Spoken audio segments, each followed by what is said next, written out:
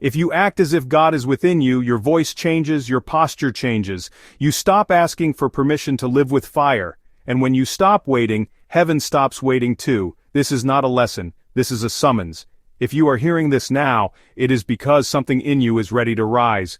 You have waited long enough. The silence you feel, the restlessness inside you, it is not confusion, it is a call, a divine order echoing from within, commanding you to stop living like you were forgotten.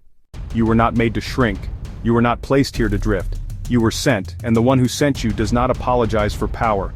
The man who listens with reverence, who studies this again and again until it becomes his new law, he will not just change, he will become the living proof of purpose, sent with clarity, walking with power, and finishing what heaven began. Now listen, because the moment you believe this truth, you will no longer walk as a man. You will walk as one who was sent. You have walked long enough pretending to be less than what you were sent to become. You have bowed long enough to fear. You have hesitated long enough in the shadow of doubt. But now the voice of purpose calls to you.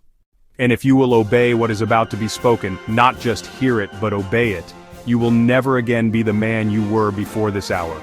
Because what I'm about to give you is not motivation, it is law, not advice, instruction. It is the truth of who you are beneath the story, beneath the excuses, beneath the hesitation that the world has taught you to wear. And here is that truth.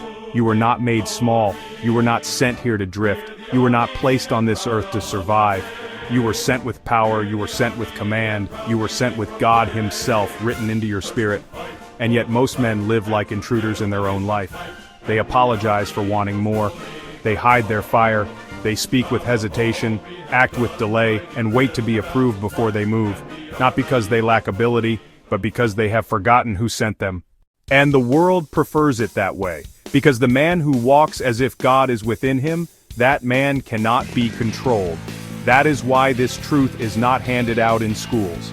It is not printed in the headlines. It is not celebrated in public, because when a man begins to think as if heaven lives inside him, he becomes ungovernable by weakness. He no longer listens to the noise. He no longer waits for support. He no longer serves fear. He begins to walk differently, speak differently, build differently. And the moment that man appears, systems that rely on confusion begin to CR.